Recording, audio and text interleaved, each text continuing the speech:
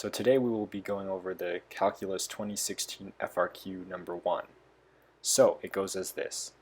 Water is pumped into a tank at a rate modeled by W of t equals 2000 e to the negative t squared divided by 20 liters per hour for an interval of 0 to 8 hours, where t is measured in hours. Water is removed from the tank at a rate modeled by R of t liters per hour, where R is differentiable and decreasing on an interval of 0 to 8 hours. Select values of R of t are shown in the table above. At time t equals 0, there are 50,000 liters of water in the tank. Okay, so part A, they're asking us to estimate R prime of 2. But since we do not have the number 2 in our table, we have to find it ourselves. But we do have a 3 and a 1, and we want to find like the average amount of water leaving the tank between 3 and 1, because 2 is in between 3 and 1. So we're going to use the average rate of change formula. The average rate of change formula is f of b minus f of a over b minus a. So in our chart, we're going to use 3 for b and 1 for a. So f of 3 is the same as 950 minus f of 1, which is 1,190, over b minus a, which is 3 minus 1. And then you should get the answer of negative 120. And the answer is negative because R of t is decreasing. So now we have the issue of our units. Units are very, very important. So the way that is easier to think about is the top part of this is in liters per hour, and the bottom part of this is in hours. So when you're dividing liters per hour over hour, it is the same thing as liters over hours squared. So our final answer would be roughly R prime of 2 roughly equals negative 120 liters per hour squared.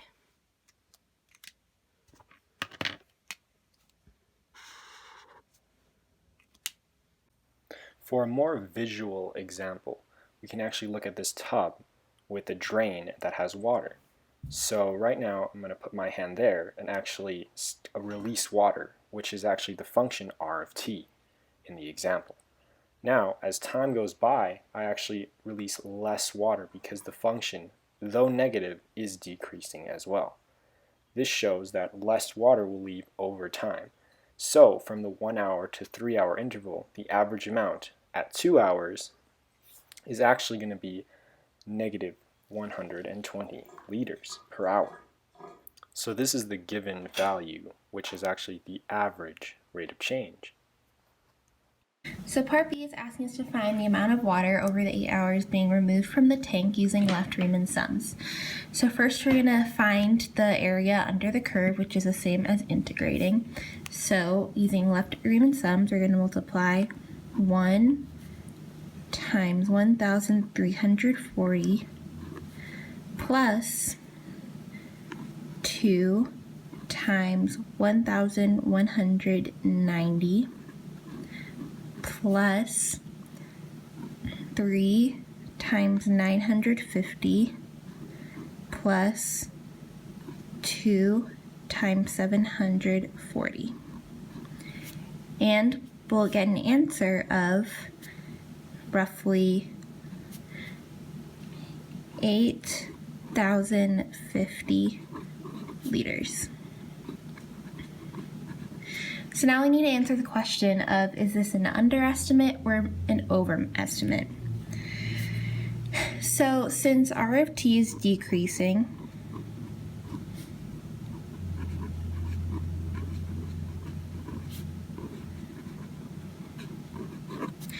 so usually when it's left Riemann sums, it is an underestimate if R of t was increasing, but since it is decreasing, using a left Riemann sum, it gives you an overestimate.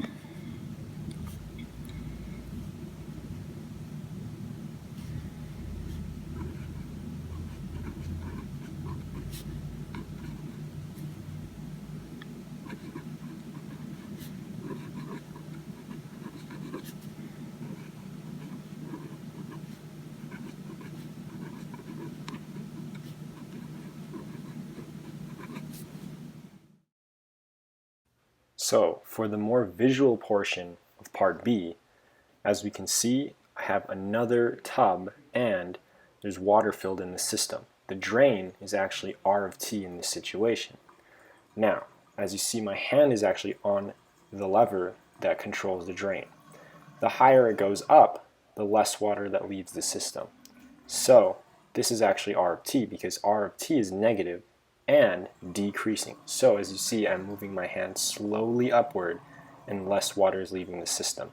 Now when a decreasing function is actually estimated with a left Riemann sum, what happens is that you get an overestimation in the overall Riemann sum.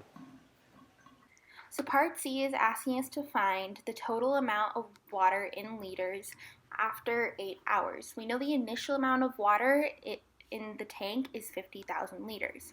So now we're going to find the equation, which is the total is 50,000 plus the integral of W of t minus R of t. They already gave us W of t and R of t. W of t we have to find in the calculator, which we'll show later, and R of t is 8,050, which we found from part B. Now we're going to substitute everything into the equation and find the total.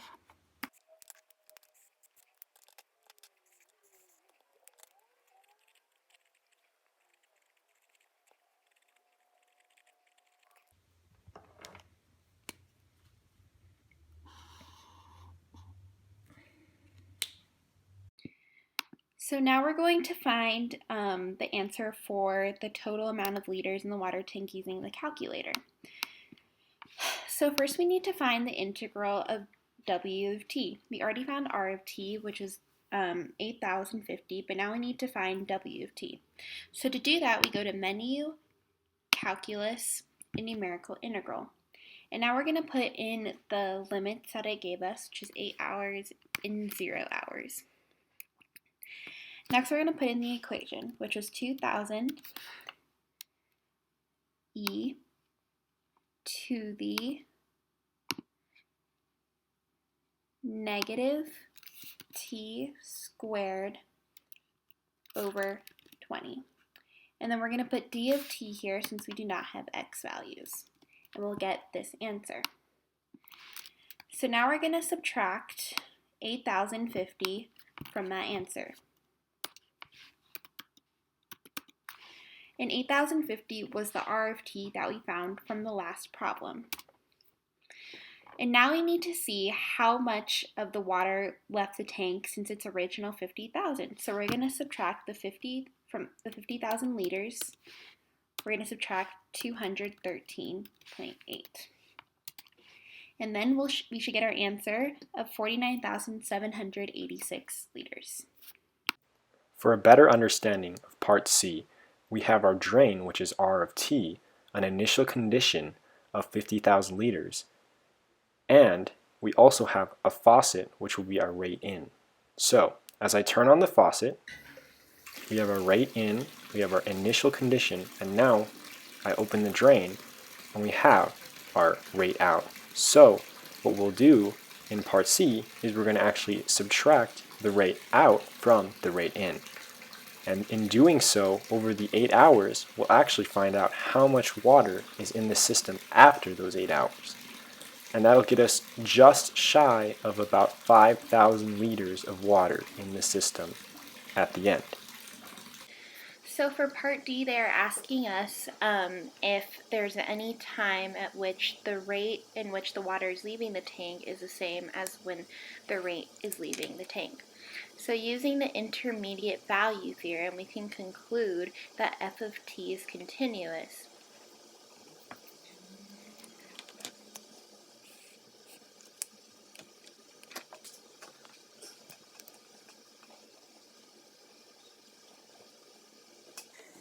Now we need to find f of 0 and f of 8, since this is the time interval we are on. We can find that f of 0 is greater than 0 and f of 8 is less than 0. So now we need to justify it, and since a w of t minus r of t equals 0, that would mean that w of t equals r of t at a certain point. So that would mean that for some time between 0 hours and 8 hours, the rate in and the rate out are the same. So for further context, we know that the rate out is the drain in this situation, and we also know that the rate in is the faucet.